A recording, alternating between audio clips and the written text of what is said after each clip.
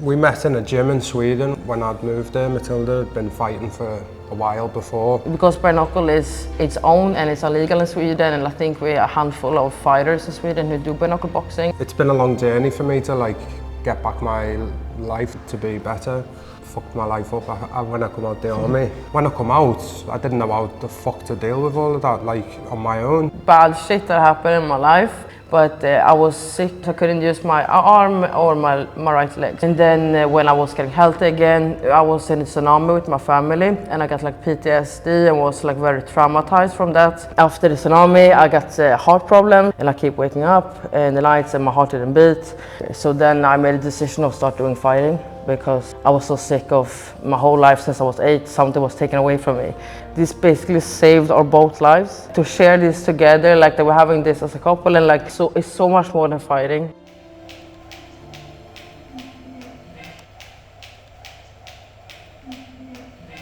I'm Liam Wilson. I'm known as the English Wolf from King of the Streets. I'm Matilda Wilson, I'm 33 years old. I'm from Sweden, Stockholm, where we live together at the moment. We're both living in Sweden, married, got a 3-year-old son over there. And we're bare-knuckle fighters. Moved there, Matilda had been fighting for a while before, and I'd just started from scratch, so we were just doing Muay Thai, Jiu-Jitsu together. So MMA. And then we started with MMA, and then from MMA to I took my first professional fight after maybe 4 amateur fights. We just threw ourselves in the deep end. Back in England, I took a professional K1 fight. It went all 5 rounds with an unbeaten guy, and it was probably one of the best fights I've ever had. So from there, just opened doors. I got noticed from that fight.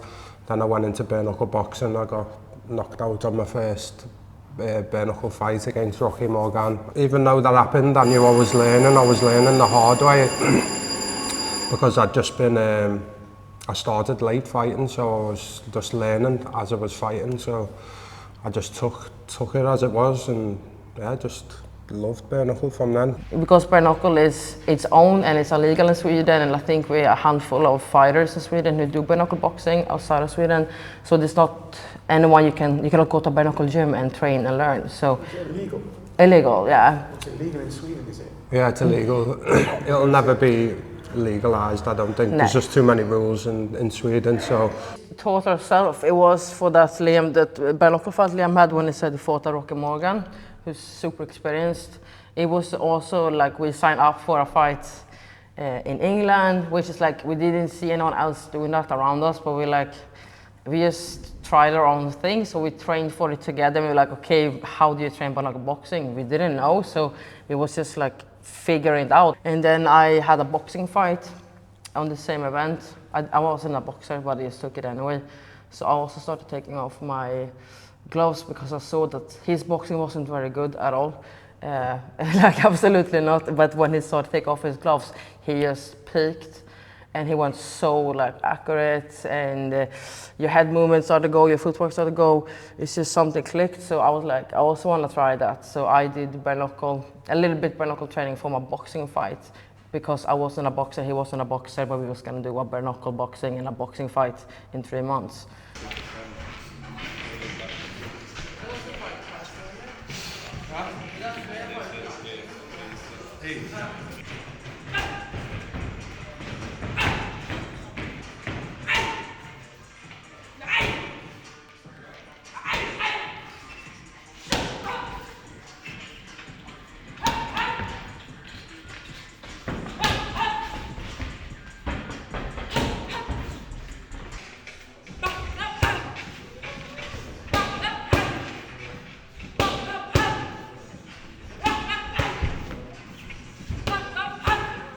You're not from Sweden, you grew up in Liverpool, Yeah. 16, you entered the Queen's Guard Forces. Yeah. What was that like? How did that happen? Just didn't know what I wanted to do when I left school, so all the lads were staying on, or they knew what sort of career path they wanted to go to, so I didn't, so I just signed up for the army and went for it, and it was a good time of my life, I suppose, until when I come out. And yeah, just fucked my life up when I come out the army. And yeah, so it's been a long journey for me to like get back my life to be better. So fighting and Matilda's definitely been a massive part in that journey. Like it's hard to adjust to, like everything is, they live by their own set of rules in the army pretty much, so it's hard to like adjust when you come out of there, like the family bond you have. And like not only that, it's like you get, when I was 16, I was getting like a really good wage from the army, and like I got good credit. I was able to get credit cards, and like my dentist bills, medical everything was paid for. So when I come out, I didn't know how the fuck to deal with all of that, like on my own, you know what I mean? So it was just, that was the hardest part for me, with like the money situation, like paying for my own stuff, like not having that regular income every month, and just spiraled out of control, I suppose.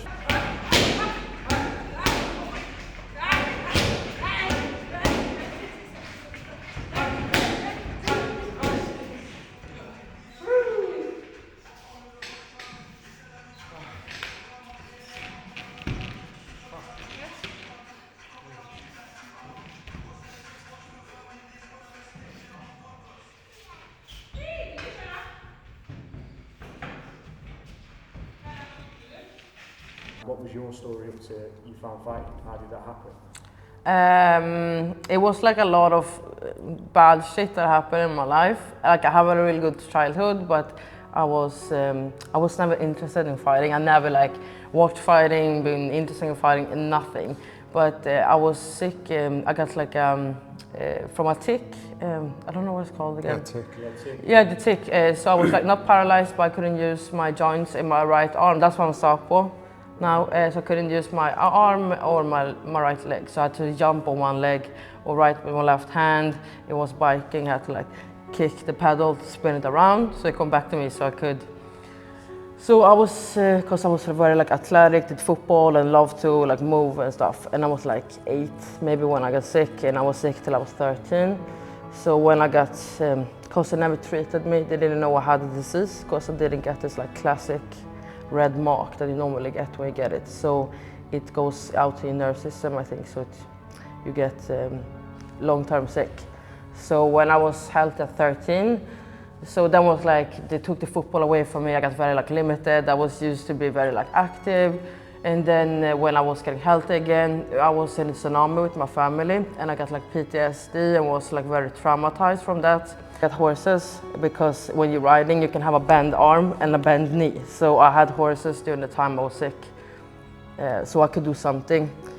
So then the horsing didn't work out really either, because I was like scared to be outdoor. I was thinking like a wave can come from the forest, because my whole life turned upside down, because I didn't know, like everything could be a threat for me, because I was like 12 when the tsunami hit. So then I got, after the tsunami, I got heart problems. So they said it was because I got PTSD, so they said it's a problem, and I keep waking up in the nights and my heart didn't beat, and it kept going like that for a couple of years. But they said it was because of the tsunami. But then when I was doing security in the airport, when I was 18, 19, I collapsed and I had to go into the hospital, and I got a pacemaker. And then the doctor said to me I wasn't allowed to do hockey or fighting because it's like, because of the pacemaker. So then I made a decision of start doing fighting, because I was so sick of my whole life since I was 8, something was taken away from me. So I was just stubborn, and it helped me, so it was good.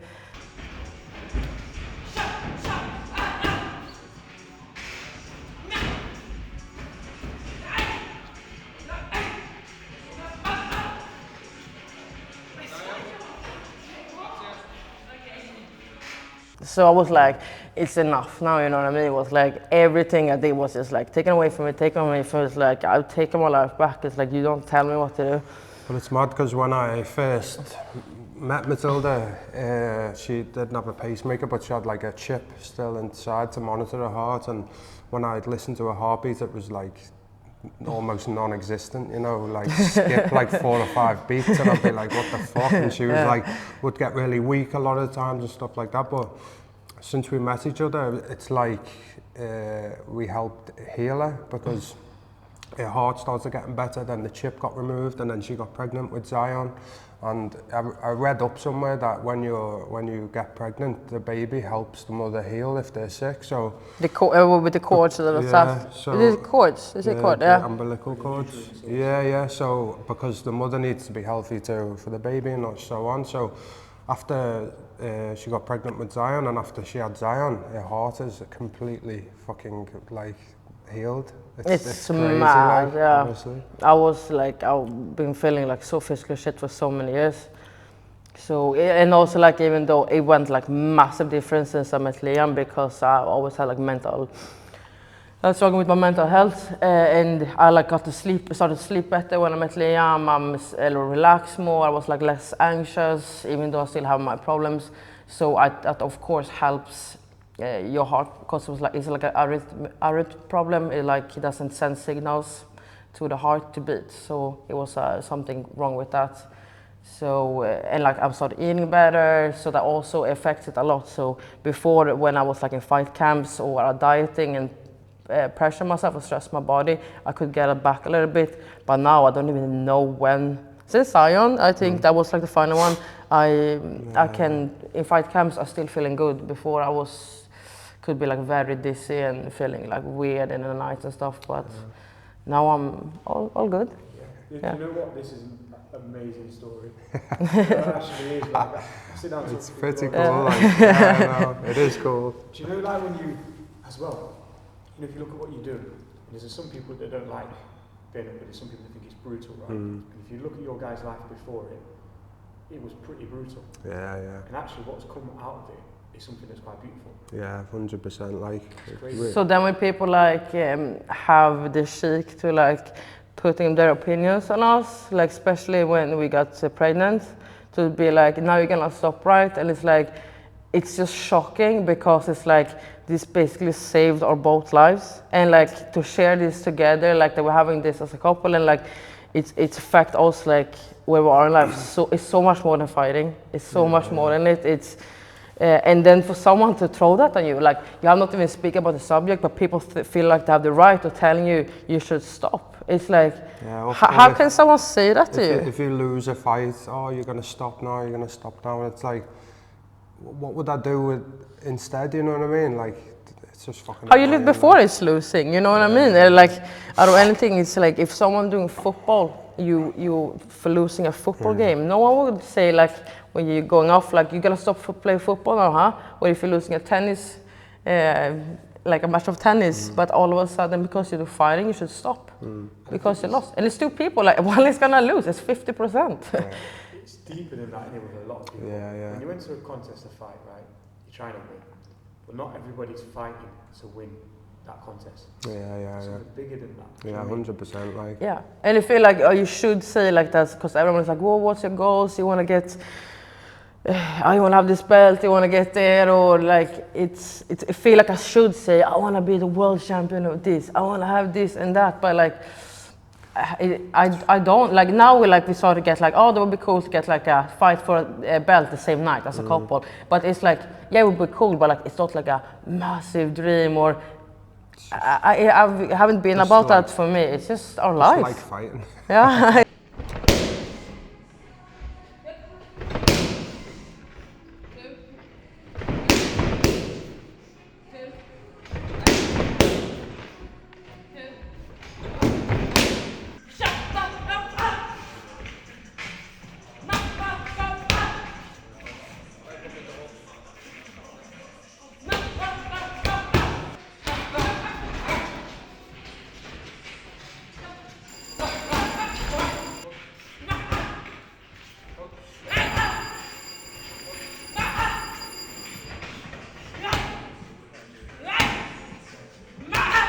I was just after them losses, because everybody was saying you're stupid, and then I started doubting myself because I was a lot older than most people when they started fighting. So I was just flicking through Instagram and found King of the Streets, and I didn't tell anybody I was going to fight, and Matilda was pregnant at the time, so we just went down, just me and her. Like with the big labor bag, because I was getting a birth any day, so he has to bring it so we could rush to the hospital. So I just went down there and it was like totally not from the world I'm part of. Like there was a lot of hooligans and like firms there and stuff like that. But we earned a lot of respect because I just turned up, me on my own with my girlfriend, and after I won that fight, we went out eating with the Hype crew who run King of the Streets, and I got on really well with the lads who were part of Hype crew and who run King of the Streets. And I said like I want in on your firm, and they said I had to like come down and start training with them a bit. So I went down and kept training with them a little while. And then Dex let me into their like family, and they're like another level of like loyalty they live by. So I live by loyalty and respect. So they're really fucking good people to be around. They want to push you, and they've got your back through whatever. And now I represent Hype Crew when I fight for King of the Streets, and just gained another little extra family. So it's pretty cool. But you're probably one of the few fighters in King of the Streets, or probably the only one who's not from that world. It's like you said, it was freaking intimidating because we have none of us have been in that world before. So it's like, what is it? It felt like you were in a movie. The thing with us is like, people don't realise, but we coach each other from day one. We've never had a coach or somebody who books fights, somebody who gives us a schedule. Everything where we are now, we've done solely on our own. Like we do our own diet plan, we do our own training, we do our own fight prep, we don't everything. Yeah, none of us like having, we're just learning by doing it. It's not like we have any sort of, we have knowledge by doing it. So it's, we just try it out. And like still, because think like now we're at this level, oh, but maybe we should have like maybe we should have a cardio coach, maybe we should have this. But we always done this. It's like, okay, I'm not maybe the best at this, that, but like, it works. So like, what's the reason for changing something? Because it worked for us. Life only starts outside your comfort zone, and I swear by that, because if you just plod on being comfortable in your life and you're not that happy with it, nothing's going to change. It's a hard thing to do, you know what I mean? It's the harder decision to make, to move away on your own, like not knowing what you're going to do and stuff like that. If you're not happy with where you are, that's what you need to do. You need to you need to do something about it. If you're never living authentic, like the real you're never gonna be happy. I think it's so important to do that, to follow your own path. You're gonna attract other people also, you're gonna inspire other people also to do that, and you're gonna feel it's gonna be easier next time as well to follow in that when you have more people around you. And it's nice because I went from like people thinking the opposite of me to now like people being proud of me again, and it's a good feeling. Like, just do you know what I mean? The hardest thing for me was to hear my family and the people you care about wanting me to stop or saying it's a stupid decision, but you know, it's your decision at the end of the day. I think if you have someone that's sharing the same mindset, that you go whatever path you want to go, you don't care about things. So of course, if you have family or friends, someone at least around you, they're following whatever is right for them, it makes you stronger. It's like when you get this feeling in you, like nah, I don't want to. It's like fucking go for it. Yeah, do totally opposite.